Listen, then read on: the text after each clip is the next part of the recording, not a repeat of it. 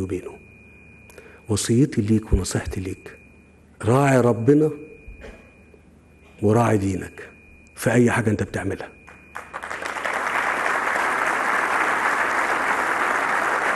انا بقول لكم كده لانه هو في ذمه الله، بس احنا لن ننساه، لن ننساه. فانا بذكره النهارده عشان واحنا واقفين كده وفي الظرف اللي احنا فيه ده بنقول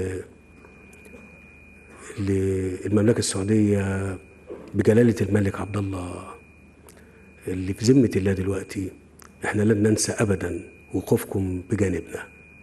انا عايز اقول لكم على حاجه عشان ابقى منصف مع نفسي ومعكم.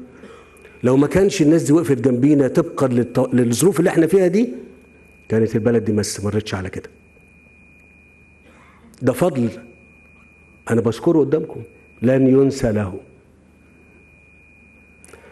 احنا مش هنستنى. انا عايز اعمل حاجه باسم المصريين